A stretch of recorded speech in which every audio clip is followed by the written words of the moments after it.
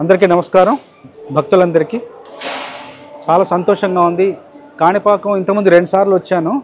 ఒకసారి భార్య పిల్లలతో వచ్చాను, నేను ఒకసారి వచ్చాను ఒంటరిగా. ఇప్పుడు ఈసారి 3వ సారి రావడం. ఈ 3వ సారి చాలా ప్రత్యేకత ఉంది, విశిష్టత ఉంది.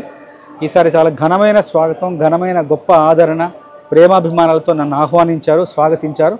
చాలా సంతోషం. ఇందుకు కారకులైన మన ఎమ్మెల్యే మురళి గారికి, మిత్రులు తేజో గారికి మనస్ఫూర్తిగా నా ధన్యవాదాలు తెలియజేసుకుంటున్నాను.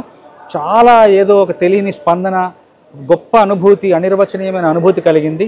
ఈసారి లోపల కాసేపు అలా గర్భగుడిలోకి ప్రవేశించిన తర్వాత ఆయన లీలలు, ఆయన గొప్పతనం అంతా చెప్తా ఉంటే మనసులో అంతా ఒక రకమైన భక్తిభావం ఉప్పొంగింది.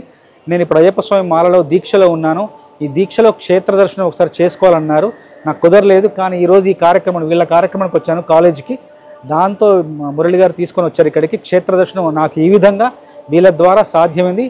చాలా ఆనందంగా ఉంది. ఇప్పుడే అంతా అయిన తర్వాత, ఆశీర్వచనం అయిన తర్వాత కాణిపాకం గణపతి మీద ఏదైనా ఒక పాట రాయమని మన వాళ్ళు ఈవో గారు అడిగారు.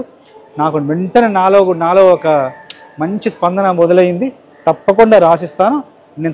నేను ఒక మంచి పాట రాసి దాన్ని స్వరపరిచి నేనే సొంతంగా రికార్డ్ చేసి త్వరలో తీసుకొని వచ్చి ఇక్కడికి మళ్ళీ మన అందరి సమక్షంలో ఆ పాటను గణపతి ముందు మనం దాన్ని ఆవిష్కరించుకుందాం.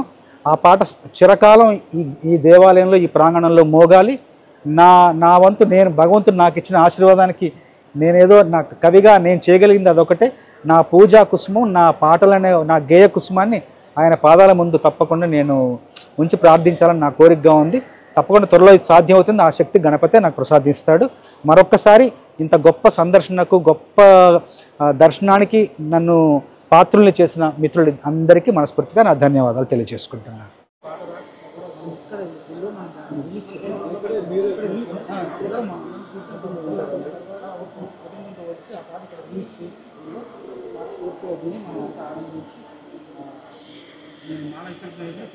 చూసుకొని నేను మీకు ఫోన్ చేస్తాను.